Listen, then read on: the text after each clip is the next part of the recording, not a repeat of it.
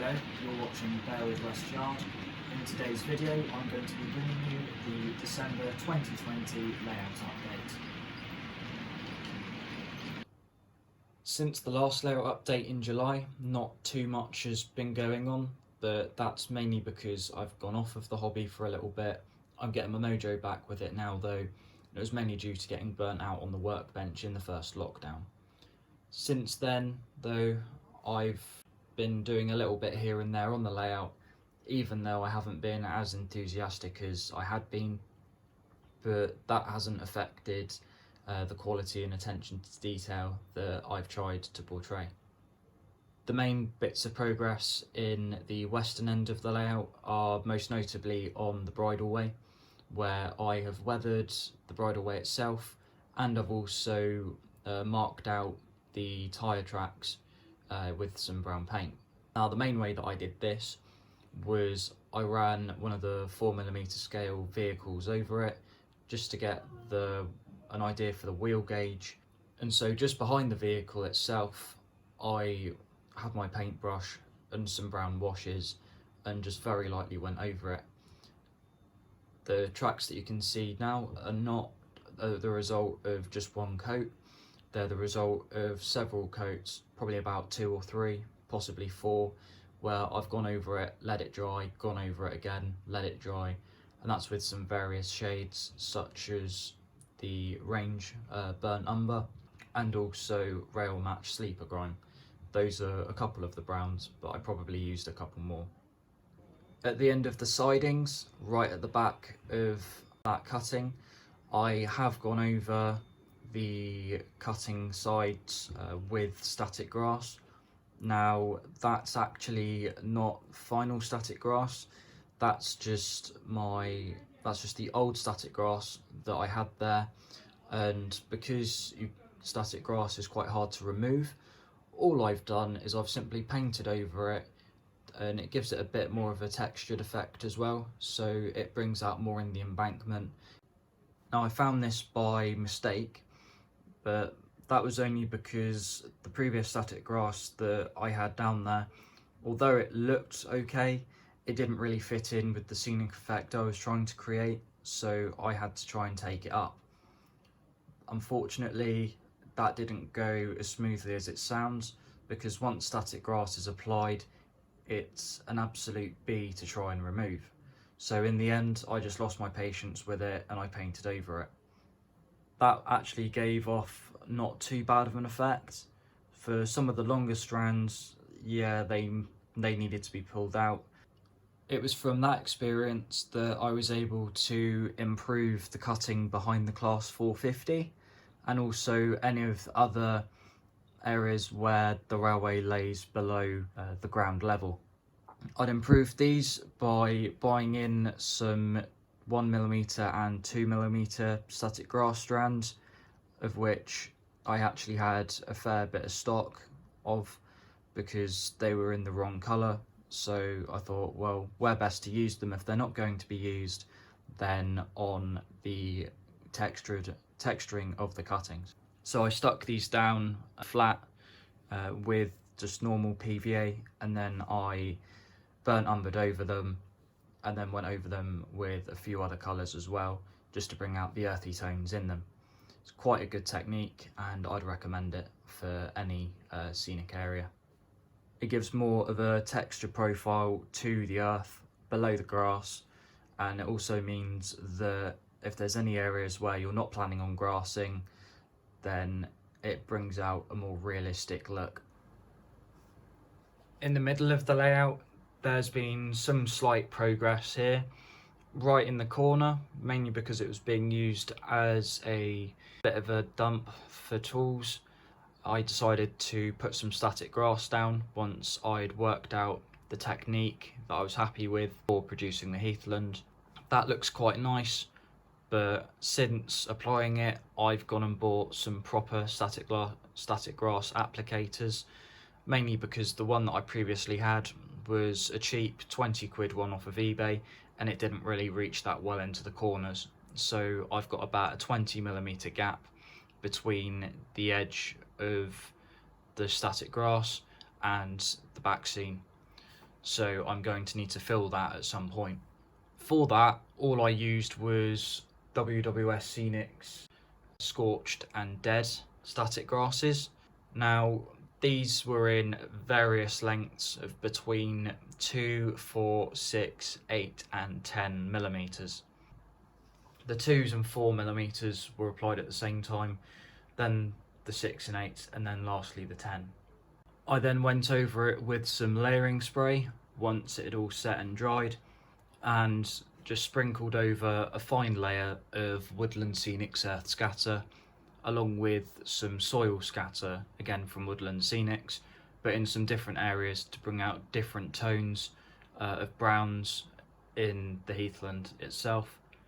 The heathland that I'm actually modelling is Cantford Heath, which is very local to me, and it's in an area of North Poole. For making the gorse, that was pretty simple. All I did was I got some Woodland Scenics polyfibre, put it down onto the layout with some PVA glue, then with a small pipette, PVA water that you'd use for ballast, put that onto it, sprinkled some Woodland Scenics mixed green blend scatter onto it, then went over it with some layering spray and just sprinkled some Woodland Scenics flowering foliage yellow onto it, and that's given quite a nice effect. I've gone over with the yellow quite sparingly because not all gorses have a lot of yellow. Some do, some don't. It depends on the time of year. Just behind the MRAs, I've also done the concrete hard standing. Now, this has also been recently done, and in all honesty, I'm really not pleased with it. I constructed these from some 2mm grey board. Now, grey board is quite a fibrous material, and it's mainly used for the insides of model houses as more of like a support material because it is extremely rigid and strong, and it usually supports card buildings quite well. I thought it would be a great material considering the colour of it. It just takes some slight weathering and boom, you've got weathered concrete. For weathering purposes, it's great, but for trying to glue down onto a layout, it's an absolute nightmare, and I didn't realise this until the 11th hour, and it was starting to warp and go misshapen. Don't get me wrong, it's given some nice effects, but when it comes up, I'm probably going to use some polyfiller and go for a quite long-winded approach, in the sense that I will most likely go for some pre-fabricated slabs, so actually make a mould, pour some polyfiller into it, and produce individual slabs and angled pieces all individually, and then glue them all down. It'll be a very long-winded process, but one that I think would look extremely good and very realistic. Anyway, we all learn by our mistakes, and I'm no exception to this. Behind the Class 67 is one of the 2 new Heljan cargo wagon barrier wagons that I've gone and bought. I bought these from Olivia's Trains for £85, plus I think it was about £6 postage. So in total it was about £91, but these were releases from the summer or so. So to get them in December, a lot of places have sold out of them. Olivia's Trains do still have stock of them, which I'm quite grateful for. I would have bought some earlier in the year, but due to being a bit burnt out of the hobby, I decided against it. Kind of regretted it a few months ago, but it is what it is, and I'm lucky to be able to have some to run on the layout. Now, these are mainly for use with the CMX track cleaner, as that has KD couplings, and none of my locomotives are KD coupling fitted, as I mainly use NEM couplings, and in some instances for my fixed rakes, I also use Hunt couplings, which are magnetic couplings. So these barrier wagons will just adapt the NEM couplings to KD couplings, and that'll allow me to operate the CMX track cleaner with any locomotive in my loco fleet. That'll allow for some operational flexibility and better operational interest, mainly so that I'm not dragging the same loco out all the time for track cleaning duties, and I can pick anything off of the layout that is strong enough. I think due to the cargo wagons being so light and the CMX track cleaner being not too heavy, I think even a Bachmann 37 or Class 70 will even be able to manage it. Anyway, I look forward to bringing some shots of track cleaning and the cargo wagons with the CMX together when they're running on the layout.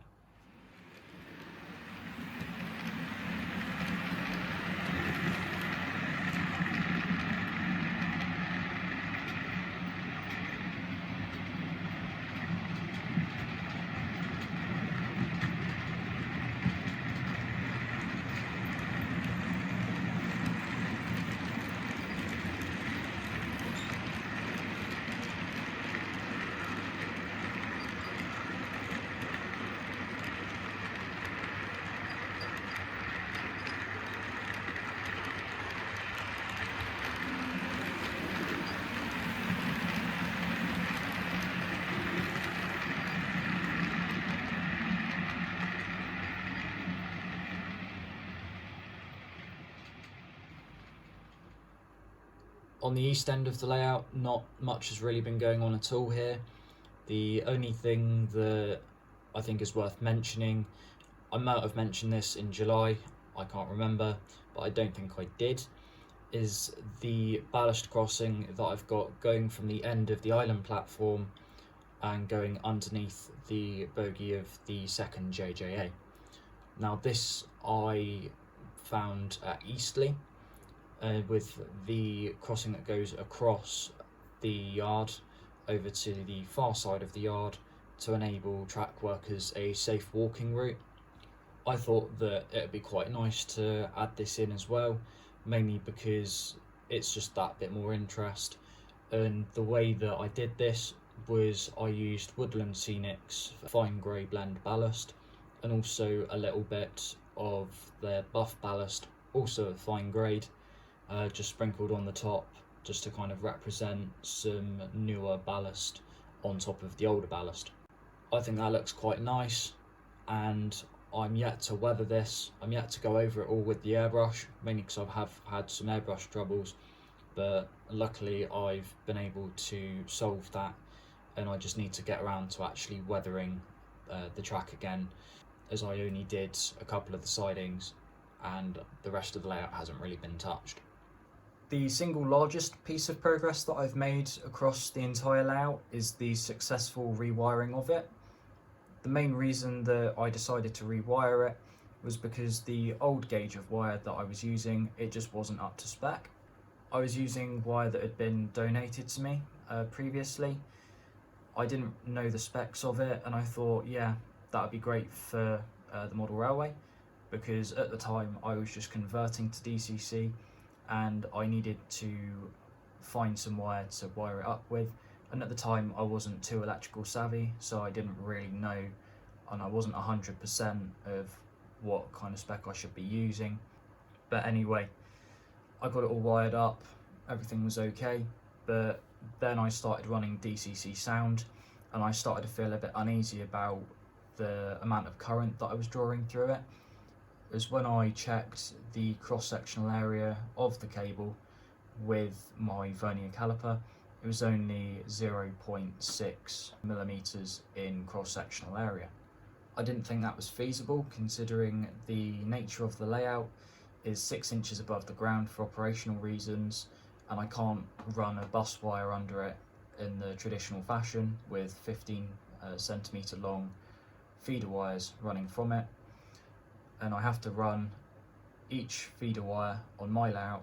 The longest can be up to 6 meters because I have to run it back to a distribution junction box where all of the power gets just distributed from the controller outputs into various terminals, etc. Anyway, the way that I did that last time was I soldered all of the connections to make sure that I had a permanent connection and that there wasn't going to be any drop of power. When I started running DCC sound, I felt a bit uneasy about the current draw that I was producing. So in the end, I thought, well, I'm not happy with it. I'm being put off by it a little bit, so I'm gonna have to do something about it. And the only way that I was able to do something about it was by ripping out all of the old wiring and ordering new equipment. Luckily, by this point, I'd actually become quite electrical savvy, considering that my course at college contained electrical installation, or very basic electrical installation, but nonetheless it was the same basic principles. So I put my level 2 mechatronics NVQ into practice. I produced a proper electrical panel, one to work standards and industrial standards, so that I had a proper distribution board. I put that up on the wall, and then I ordered some 32 0.2mm stranded automotive cable. I think that's a cross-sectional area of 1mm and is what would be used for most layouts bus wires. It has an amp rating of 16 amps, so I know that my 3 amp rated controller, it's well within spec and it's not going to overdraw and overheat the wires. The cable itself that I bought was from Rapid Electronics and it was branded under Sealy, and I found it in the automotive wire section of their website. It's 32 0.2mm cable, which essentially means that it has 32 strands of 0.2mm stranded wire in it, and altogether the 32 strands mean that it has a cross-sectional area of 1mm. Now this is the kind of wire that most people would use as a bus wire, and that's what makes it great for my layout, because where I'm having to run cable at such lengths, it means that I'm not going to get any voltage drop, or if I do, it'll only be very insignificant. When soldering the ends of the wire to the layout and to the rails, this wasn't actually too bad, and I do have a few people ask me, well, why have I done it on the inside of the rail? Now, most people's thoughts are that it will clash with the flanges on the back of the wheels. Now, this is actually not the case because I own a Dremel. So all I did was I applied the solder to the wire and the rail, and I just put enough solder in to make a good connection, as at that point that's all you want. And then with the Dremel, once that it had cooled down and hardened and produced that joint, I just took a grinding disc to it and I just ground it down over a short period of time, just enough so that it fitted in closely to the rail's own profile and also didn't clash with the flanges and enabled smooth passage of trains. I did end up having to resolder some areas a couple of times, but not everything's going to work first time, and as long as you get a good connection and you don't get trains derailing, that's all that matters. I'm yet to reballast those areas that I had to dig out for the rewiring, and I will weather the track and the rails again so that the solder points are blended in and that they're not that noticeable. For added tidiness and cable safety, I've installed some flexible conduit. This mainly just protects the cable on its way from the junction box to the main layout trunking. If we take a look on the inside of the enclosure, we can see the electrical panel. Now, this is mainly just consists of some panel conduit, some DIN rail and some DIN rail connectors. All that essentially happens in here is the bus wire will come up from the controller into the top row of connectors. Now, there are wires that loop round to each of the terminals on the top, and that just provides the power distribution to all of the feeder wires, which are slotted into the terminals on the bottom. That's pretty much it. It's quite simple really. Same on the red as it is on the black. quite standardised, but it takes a lot to get your head round, and you've got to know what you're doing with it, as this is practically an electrical installation job. For anyone who is planning on building their own electrical panel, or likes the idea and style of the way that I've built mine and thinks it would be a good idea for their layout, the supplier of all of these components was RS Components, and they're based in Corby in Northamptonshire. They are mainly in the trade supplier, supplying all sorts of electrical components and also some mechanical components, and mainly for the engineering trades. You can also buy from them as a non-commercial customer, but I've created an account with them mainly because I buy from them not frequently, but they're good to have an account with, and also by having an account you also get free postage as well. The size of junction box that I've used is 330 by 250 by 130 millimeters, and it's IP65 rated and made from ABS, so it won't rust and it's weather resistant, so it's good for outdoor use. I'd just like to disclose now that by trade I'm not an electrician, I'm just an engineering apprentice, of which electrical panels and wiring was one of the units that I had to do in a previous college course. So I'm not an electrician, so I can't take any liability for anything if anybody does decide to do this at home. On the signals, I have put some not in use hoods over them, and that's mainly because they're not wired up yet, and those will probably stay on them until they're wired, or until I decide, right, I'm running trains a bit more, let's feature them without the hoods on. All that I did to make the hoods was I just cut out some paper, enough so that it would go around the sides and the front of the signal, coloured them black with some permanent marker, and then with some Tipp-Ex I quite neatly put on some white crosses. I cut some thin strips of masking tape, taped them around the back of the signal, and coloured those black with the permanent marker as well, just to blend it all in. The last things that is probably worth mentioning is that I have installed some speed restriction boards. Now, in front of the class 450 on the up line, that's 25 going around the curve, and then on the opposite line, on the down line, it's 20 miles an hour on the inside curve to back into the yard. That's pretty much all that's gone on the layout.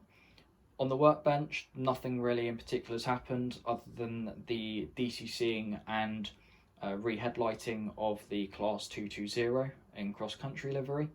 So I'm going to leave you now with some running shots of the class 220 on a diverted Bournemouth to Manchester Piccadilly service.